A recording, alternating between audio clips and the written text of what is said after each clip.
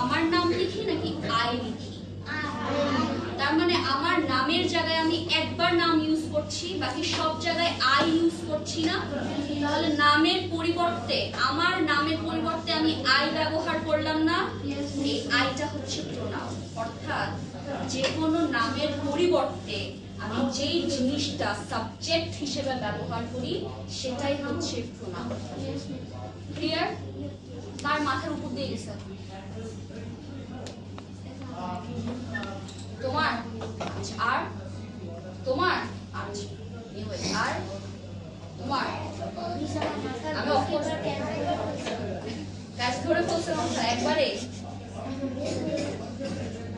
ঠিক আছে, আমি এক্সাম্পল দিচ্ছি। আমি যদি বলি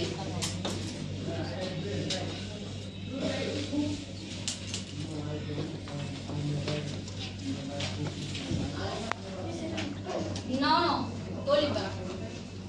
আচ্ছা, সাবিহা is a teacher. মানে সাবিহা কি? না, ঠিক আছে। মনে করো আমি এই জায়গায় লিখলাম I am a teacher. আমি কি চেঞ্জ করলাম? আমার ছিল নাম সাবিহা, আমি আমার নামের জায়গায় সাবজেক্ট হিসেবে আই ব্যবহার করলাম না। তার মানে নামের পরিবর্তে আমি এটা বসিয়েছি না, নামের পরিবর্তে আমি যেটা সাবজেক্ট হিসেবে ব্যবহার করব সেটাই হচ্ছে প্রোনাউন। ক্লিয়ার? বুঝতে পেরেছি? শিওর?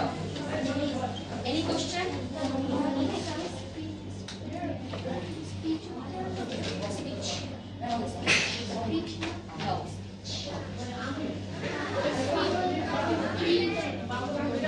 এবার আসি, তাহলে শুধু আই কি pronoun?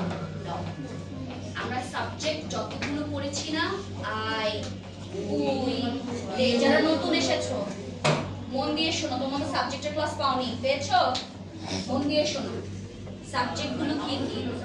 I, we, you, they, he, she, it, that, this, those, এগুলো হচ্ছে আমার কি?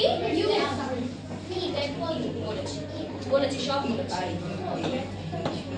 ঠিক আছে। সবগুলো হচ্ছে আমার কি? সাবজেক্ট বা প্রোনাউন। ওকে, বুঝতে পেরেছি? বুঝলি তুমি? তুমি বুঝো নাই? আর যেটা বুঝছো, আই, ইউ, উই, আমাদের তো লিখতে হবে। নো নো নো,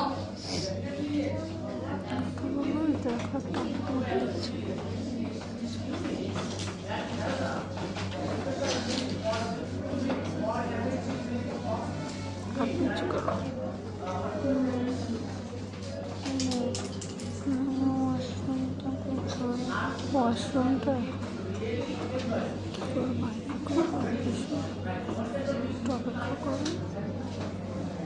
এগুলো হচ্ছে সাবজেক্ট, যেতে পারবো না নাকি? ঠিক আছে।